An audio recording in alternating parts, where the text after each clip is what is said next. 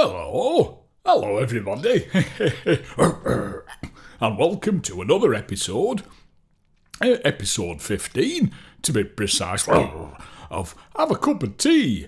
Now, originally that was Have a Cup of Tea with Caldunican, but for the past few weeks that has been Have a Cup of Tea with me, Professor Mackenzie, the highly evolved dog, the head of travelling time, studies at a university you humans here in 2026 have never heard of.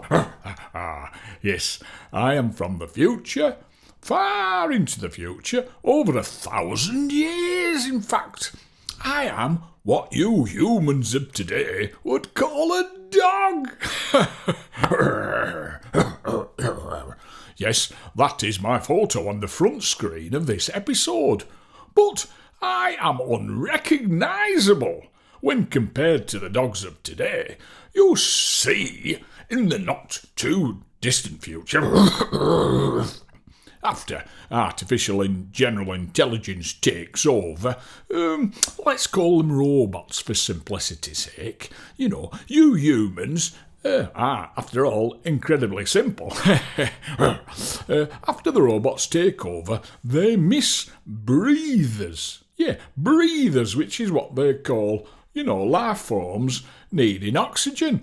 And thankfully, not trusting humans, they decided to fast-track a number of other breathers as well, company, I suppose, So, using their fantastic brains and the technology they developed, they helped us dogs, in particular, evolve at an incredible rate. Oh, yes. In the time where I spent most of my time, close to when my biological life began in the mid-3020s, us dogs, we run the world in partnership with the robots. Humans in the future largely exist as well. It's difficult to explain in your language. Concepts of today, it's a tricky one, but I suppose, you're like a sort of a combination of a pet and assistant. Your hands in particular remain very useful. They really do. Now, you humans of today, you may be thinking, oh my goodness, that doesn't sound like a good life for us humans.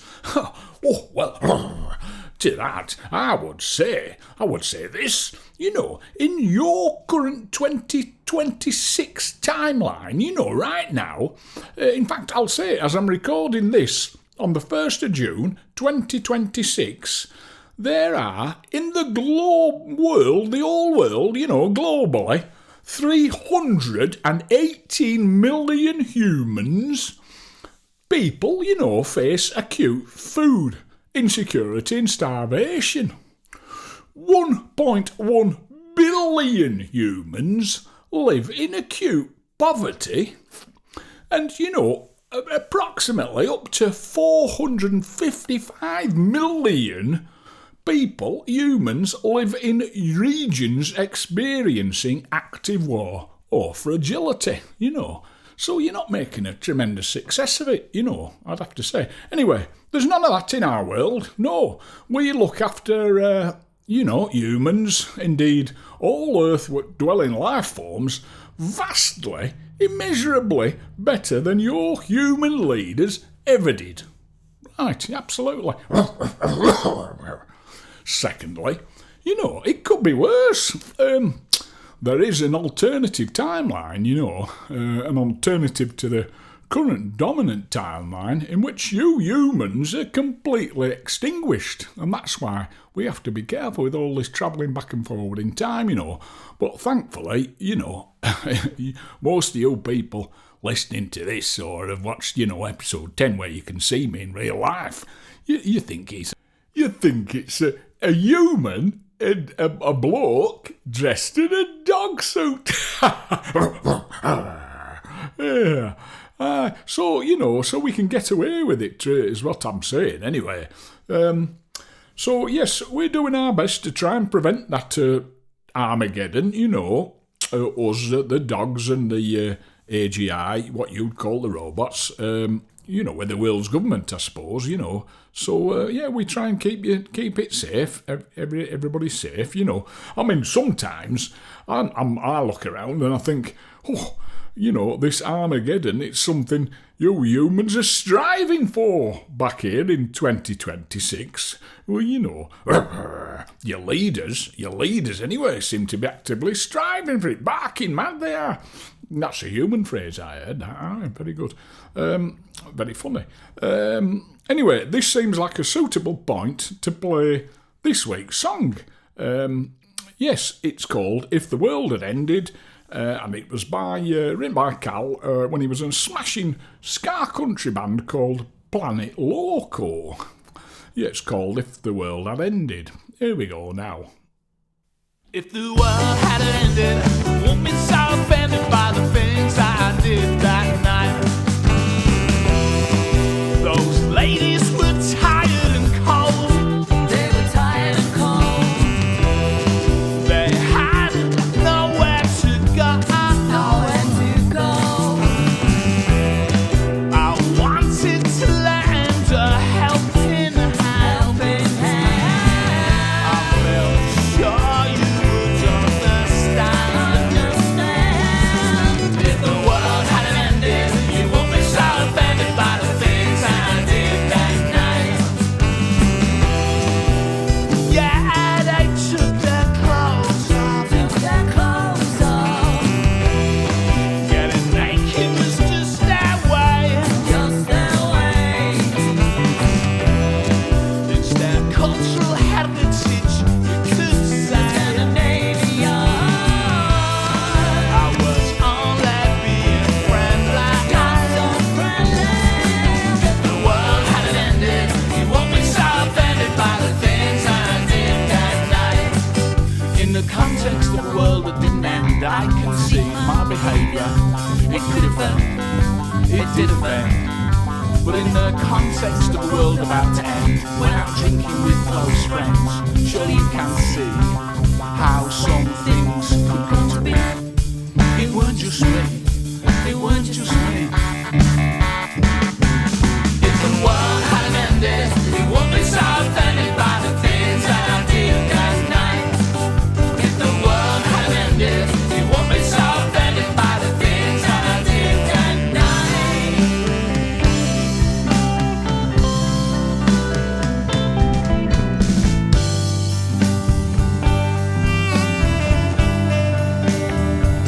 I must admit, I've got to say, in the cold light of day, that it doesn't make a lot of sense.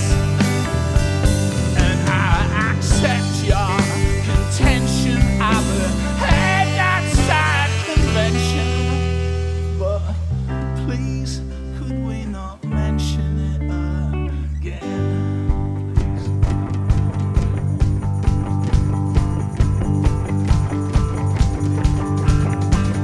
If the world hadn't ended, you won't be so offended by the things that I did that night. If the world hadn't ended, you won't be so offended by the things that I did that night. If the world hadn't ended, you won't be so offended by the things that I did that night. Oh, you're truly wonderful. You're truly wonderful, yeah. You're truly wonderful. You're truly wonderful, yeah. You're truly wonderful. You're truly wonderful, yeah. You're truly wonderful. Wonderful, wonderful,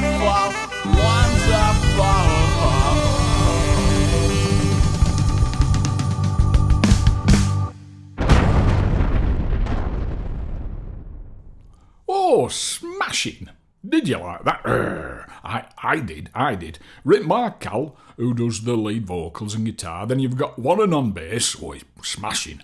Maria, Warren's sister, very, very, very good on backing vocals. Paul on keyboards, does a lovely job. El Maestro, El Prof, they used to call him. Yes, Ed on saxophone, very talented. And Tony on drums, Tony B, excellent, smashing stuff.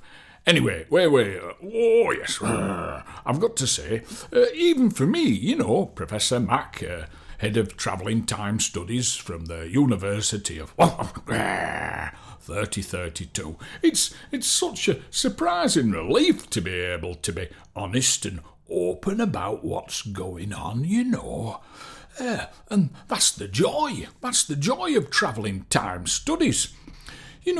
When you look at things from afar, they can seem very different. But when you travel back in time to like here, now, in 2026, the reality is very different. So for example, when you study now from the comfort of 3032, you say, how could those humans be so foolish, So I'm sorry to say this, how can them humans be so stupid to let the leaders get away with that stuff, to allow the planet to be destroyed? It seems unbelievable. But when you come back here, you can see how it happened, most humans on the planet are just struggling to meet their basic needs: food, warmth, shelter, and even the majority in we'll call it the rich, the rich West, the Western countries, the wealthy countries, the humans there, the ones who aren't still poverty-stricken, though they're still completely distracted by silly toys, gadgets, money, false gods, fake goals to see what's going on.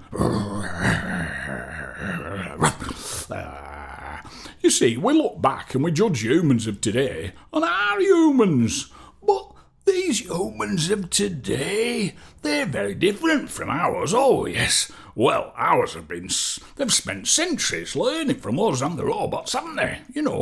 They value love, they value their friends, they value fun. All they want is the basics: food, shelter, warmth, and then the luxury, the only true luxury, love and belonging. Yeah, that's what they get from us and each other. It's beautiful. But the humans from these times, the 2020s, and as far as I can tell, it's been pretty much constant for centuries now. And getting worse. They say it's all they want: food, shelter, warmth, topped off with love and friends, but their actions suggest that's far from the case. Now, my personal theory, yet to be researched, is that humans from this time were very bad at sniffing out the baddies. By that, I mean the evil ones. And essentially, they, as a whole, let them take positions of power. The evil ones. Well, if you think about it, it makes sense, because the nice, good, loving humans spend their time finding food, warmth, shelter, and when they've done that for the day, if they can do that, they spend the time playing, loving and so on with their loved ones, having a nice time, whereas the bad, the evil, they spend their time chasing money and power, and when they get it, they just make everyone else's life miserable. Oh, rotters. It's an oversimplification, but anyway, it's all by the by now. All ancient history. Our humans in 3030, they wouldn't be fooled by these people, no. They've evolved too, you see. They can sniff out the bad ones, sniff out the evil ones now. Oh yes, because we gave them some of our DNA. It's made them much better. Anyway, that's about it for now. I'll say... bye for now. You've been listening to Have a Cup of Tea with Caldoonican, hosted by me, Professor Matt Mackenzie, Head of Travelling Time Studies at the University of 30, 32 onwards. That's been episode 16. See you soon for episode... Oh no, hang on a minute. It was episode 15, wasn't it? Yeah, I get confused. Episode 15, see you soon for episode 16. Ta for now, bye!